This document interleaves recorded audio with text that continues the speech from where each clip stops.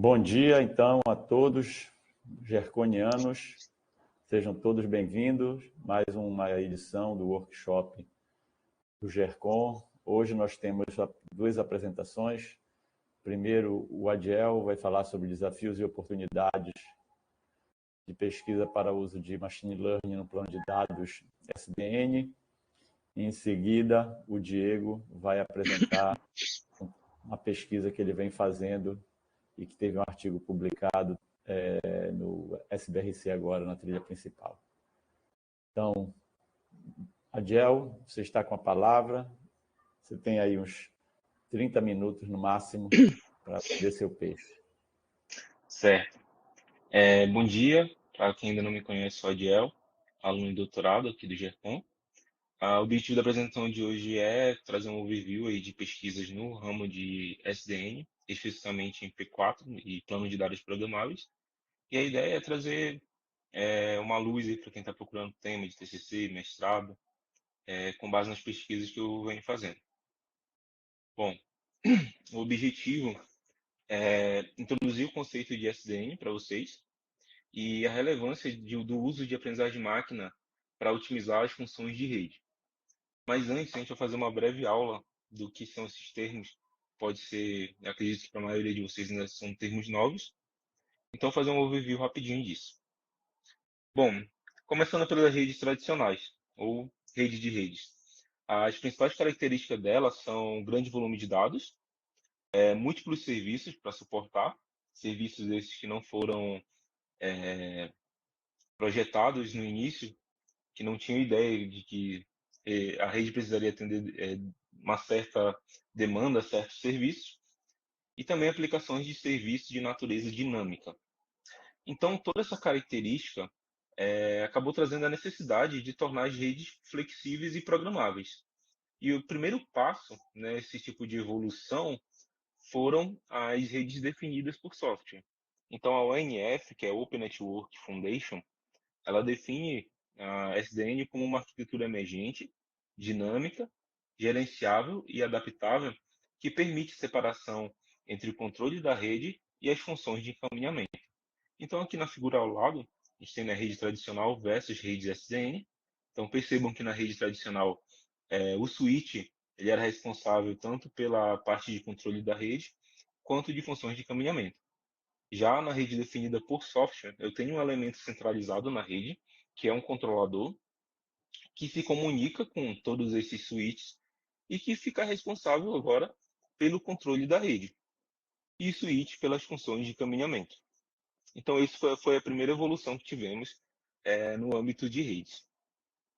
Bom, acho que o principal elemento que caracteriza a rede SDN é o protocolo OpenFlow. Então, por exemplo, aqui na figura, esse é o escopo do uso do OpenFlow. Eu tenho um switch OpenFlow. Esse switch ele possui um canal seguro com um controlador através do OpenFlow, pelo protocolo OpenFlow SSL. E aqui eu tenho as funções de caminhamento também no switch. Então, toda a parte de controle, todas as decisões e políticas da rede que foram determinadas no controlador, elas são passadas para o switch através desse canal seguro. Ainda assim, com essa evolução, ainda tinha limitações. Por exemplo, a limitação quanto aos protocolos existentes, os campos de cabeçalho eram fixos, não possuíam suporte para protocolos personalizados, elevado tempo de espera para a implementação de funções novas. Então, por exemplo, quero testar algo aqui na rede que pode otimizar um determinado protocolo. Então, para você conseguir fazer isso, implementar para testar, era muito demorado. Então, colocar novas ideias em produção dependia basicamente de vendedores e fabricantes. E isso acarretava impedindo a inovação, dificultando o desenvolvimento e teste de novas soluções para a rede. Então, nesse novo cenário, surgiu uma nova necessidade, que é a necessidade de dispositivos de redes programáveis. Bom, a definição da programabilidade do plano de dados seria algo como que representa o próximo passo para permitir os switches executem as operações complexas de pacote. Então, por exemplo, na comparação das redes tradicionais, SDN com funções de plano de dados e o SDN com o plano de dados programados. Percebam aqui, a setinha azul, ela indica até onde vai a programabilidade da rede. Então, nas redes tradicionais, a gente tinha aqui as APIs e as aplicações. Então, baseado nisso, conseguia fazer algumas operações da rede. Na parte do SDN, a programabilidade ela desceu até o plano de controle, ou seja, o controlador SDN. E, como último passo dessa evolução, a programabilidade vem até o plano de dados, que permite que eu escreva programas que serão compilados dentro do switch P4. Aqui na outra figura eu tenho uma comparação, por exemplo, em computadores desktop, eu tenho ali a linguagem Java, um compilador, e isso vai ser processado no CPU. Da mesma forma, eu tenho bibliotecas como o OpenCL, o compilador e uma GPU. Então, nesses dois casos, eu tenho uma linguagem, um compilador e um processador. Da mesma forma, eu tenho isso agora para a rede. Ou seja, eu posso escrever um programa P4 e ele vai ser compilado e executado dentro do processador do switch.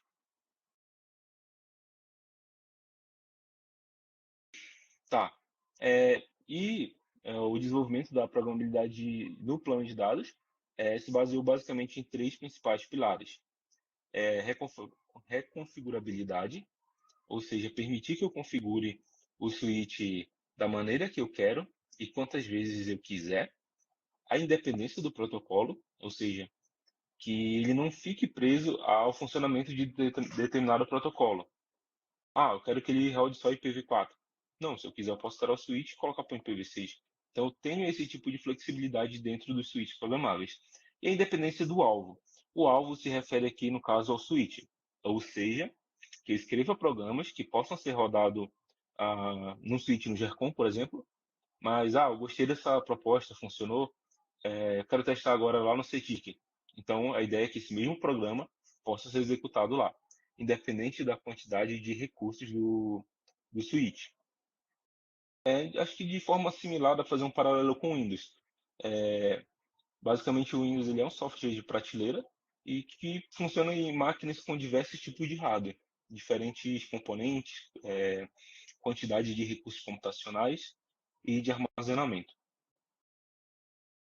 Bom, e como funciona essa parte do programa? Ah, uma maneira simples que dá para definir é como se fosse uma máquina de estados. E o programador faz essa definição dessa máquina de estados. E a partir do momento que eu inicio o switch com o programa P4 e ele está com essa máquina de estado, todo o pacote vai passar por ela. Então, por exemplo, aqui na figura, ele tem o start, ele pode rejeitar de primeira. Se não for Ethernet, né? Se não for um pacote Ethernet, ele descarta, rejeita. Beleza. Agora, é um pacote Ethernet. Beleza. Chegou no Ethernet, é TCP, aí ele vem para cá. Aí, dentro da parte do TCP, ele processa e aceita. O mesmo processo ele faz para o DP e aceita. Se não for TCP nem o DP, ele pega e rejeita. Então, percebam que dá para escrever um certo tipo de lógica dentro dos programas P4. A linguagem P4 ela é bem parecida com Python e com C++, na, na questão de sintaxe e também na questão de operações que são permitidas. Ainda existem algum tipo de limitações.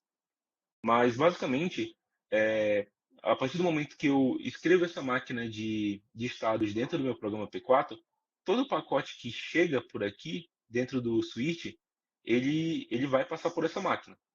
Então, percebo que eu posso dizer até que isso aqui é um tipo de classificação de pacote. Tá? E também algo interessante para falar sobre isso é que a velocidade de classificação desses pacotes ela é igual à capacidade do switch de processar pacote, que é basicamente quase em tempo real. Bom, é interessante também falar um pouco sobre aprendizagem de máquina, uma vez que a ideia é verificar o uso desse tipo de técnica dentro de redes programáveis. Então, basicamente, elas se dividem em três principais grupos: a aprendizado não supervisionado, a aprendizado supervisionado e também por reforço. Nessa parte de aprendizagem de máquina, é interessante procurar alguns cursos também. Acho que na Udemy, a Lura tem bons cursos que mostram toda a parte de aplicação ali, preparação do ambiente Python. Mas a ideia aqui não é fazer um tutorial da parte de aprendizagem de máquina, mas é interessante entender os conceitos. Mas basicamente, dependendo da técnica que você escolher, o aprendizagem de máquina ele vai ser utilizado para classificação. E a partir da classificação, você vai gerar aplicações para o plano de dados. Tá. Então, vamos falar sobre os desafios de implementação da aprendizagem de máquina dentro do plano de dados SDN. Então, a primeira limitação, fiz uma categorização de 5 principais categorias e alguns exemplos dentro delas. Então, limitação de hardware. A primeira é capacidade de processamento. Dispositivos de rede que são projetados para funções de rede não têm tanto desempenho, recurso computacional como CPU e GPU quanto um desktop ou um servidor. Então, acaba sendo uma limitação e também não tem hardware dedicado. Por exemplo, a gente está vendo um movimento muito grande da indústria, exemplo, NVIDIA e AMD, que estão já colocando parte dedicada dentro do chipset para processamento de aprendizagem de máquina. A mesma coisa também na arquitetura ARM. A Apple está fazendo isso, fabricantes como a Qualcomm, que fazem chipset para aparelho, dispositivos móveis, também está dedicando parte do chipset para aprendizagem de máquina. No entanto, pelo menos até o que eu tenho de conhecimento agora, a parte de rede ainda não teve esse tipo de atenção. Ter um hardware dedicado ali para aprendizagem de máquina dentro do dispositivo de rede. E isso aqui é uma limitação, porque eu não posso colocar algo pesado para rodar no switch que comprometa as funções de rede, porque as funções de rede são prioridade num dispositivo de rede. Outra questão também é a restrição de armazenamento. Uma vez que eu não tenho muita memória dentro do meu switch, é difícil colocar soluções pesadas dentro dele para executar. Tá. Outra questão, desempenho em tempo real. Que no caso seria a latência, que também envolve uma questão de recurso computacional disponível no switch. Ou seja,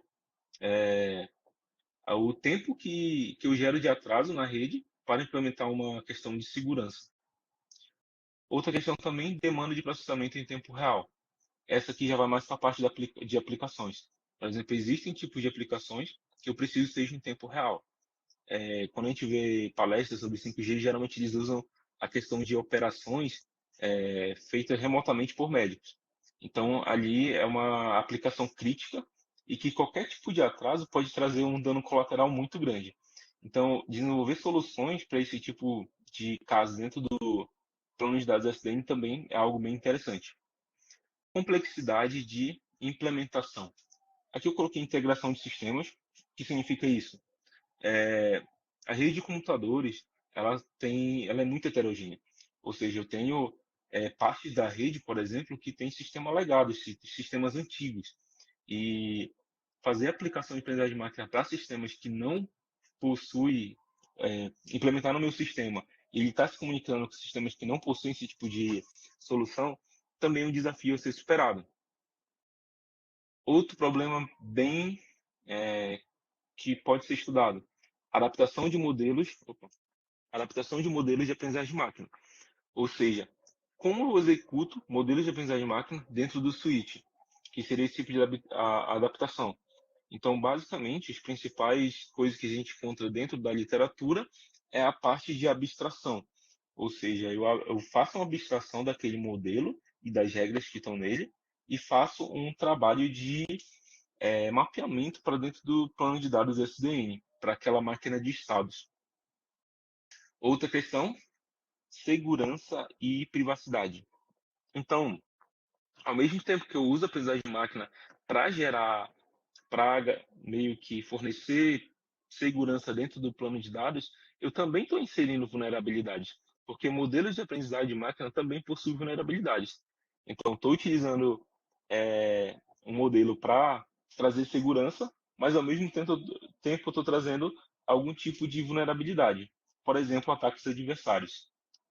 Outra questão, privacidade dos dados. Como garantir que os dados que eu estou utilizando nesse modelo não podem ser utilizados para obter informações. Por exemplo, eu estava conversando com o Diego no laboratório, acho que semana passada, e ele estava me contando sobre alguns ataques que você consegue, a partir de um modelo, até em alguns casos, replicar o banco de dados que foi utilizado para treinar ele em quase 80%, por exemplo. Quase, quase 80%, que é uma porcentagem muito alta dos dados originais. Então, se eu, a partir do modelo, consigo, por exemplo, dados pessoais dos usuários, isso também é um risco alto e que também precisa de pesquisa para solucionar esse problema. Outra questão também, atualização e manutenção dos modelos.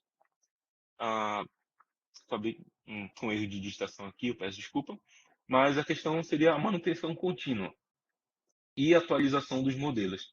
Então, eu faço modelagem para um tipo de ataque de DDoS, por exemplo, mas no dia seguinte esse ataque ele sofre uma reformulação e aquele modelo que era eficiente para esse tipo de ataque não é mais agora. Ontem era, hoje não. E o cenário de cibersegurança ele é bem dinâmico.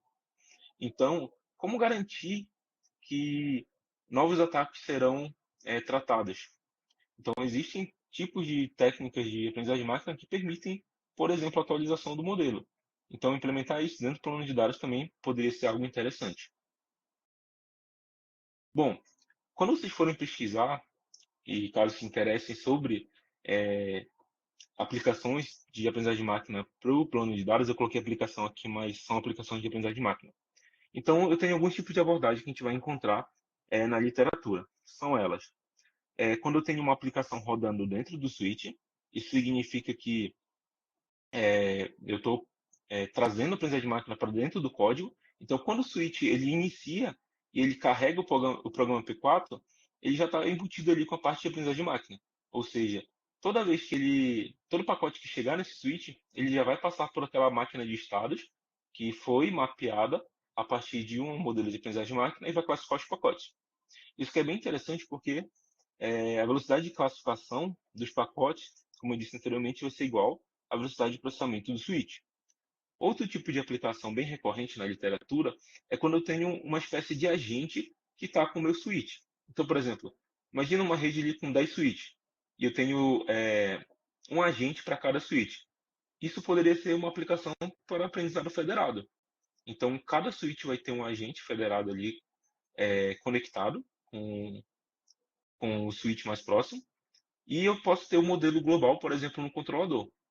Então, cada switch vai fazer essa parte de treino e mandar uma parte do modelo para o controlador, e o controlador, por sua vez, gera um novo modelo global e distribui para esses agentes no switch. Aqui eu tenho um pouco de delay por conta dessa conexão de rede. Porém, eu posso garantir nesse agente melhores condições de recursos computacionais, como memória, CPU e GPU.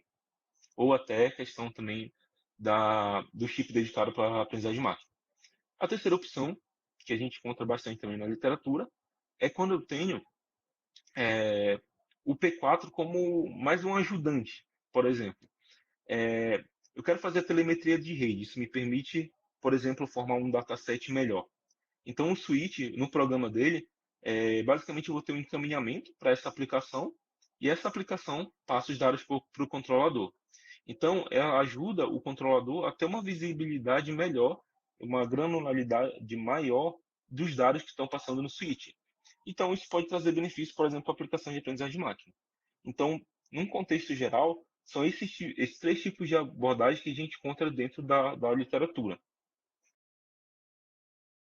Bom, e dentro desse cenário, eu trouxe alguns casos que podem ser utilizados. E aqui pode ser sugestão, no caso, pode ser tomada como sugestão para vocês, para desenvolver o trabalho de vocês. Primeiro caso, balanceamento de carga dinâmico. Então, eu posso explorar, por exemplo, algoritmos de aprendizagem de máquina para realizar o balanceamento de carga dinâmico em switch P4, distribuindo o tráfego de forma eficiente entre os diferentes caminhos da rede para otimizar o desempenho e a utilização de recursos. Esses dois primeiros ele envolvem mais a parte de qualidade de serviço. Por exemplo, detecção de congestionamento e prevenção de buffer overflow, Nesse caso, seria desenvolver modelo de aprendizagem máquina para detectar congestionamentos e prever potenciais buffer overflows em switch P4, permitindo uma resposta proativa para mitigar esses ataques e melhorar esses problemas e melhorar a qualidade de serviço. Outra abordagem, Federated Learning em switch P4. Então, eu posso explorar, por exemplo, essas técnicas de aprendizagem federado para treinar modelos distribuídos no switch P4, permitindo colaboração entre múltiplos dispositivos para melhorar a precisão e eficácia do aprendizado. Outra questão também importante, privacidade e segurança em aprendizagem de máquina para switch P4. Então, considerar no trabalho questões de privacidade e segurar aplicações de, e segurança ao aplicar técnicas de aprendizagem de máquina no switch P4, garantindo assim a proteção dos dados do usuário e mitigando possíveis ataques adversários. Bom, agora que eu mostrei um pouco também do conceito de coisas que podem ser trabalhadas, trouxe também uma parte de um termômetro. Esse é um survey publicado em 2023, mais ou menos na metade do ano. Ele traz uma média de publicações por ano. Então percebam que 2015 a 2020 foi o pico ali de publicação na parte de plano de dados programáveis, mas agora estabilizou mais ou menos em 20 artigos. Isso aqui é uma amostra, ele não leu todos os artigos que foram publicados no MP4, mas é uma amostra que traz um termômetro para a gente de como está o ambiente de publicação nesse ramo de rede de computadores. E também ele traz uma parte de um gráfico em pixel, né, de artigos estudados, e ele categoriza isso. Por exemplo, P4, SDN, ele usa as palavras-chave no caso. Plano de dados programável, data center, performance de rede, switch P4 e balanceamento de carga no plano de dados. Bom, e agora, acho que tem uns 7 minutos aí, que é um espaço para conversação, tirar dúvidas de vocês.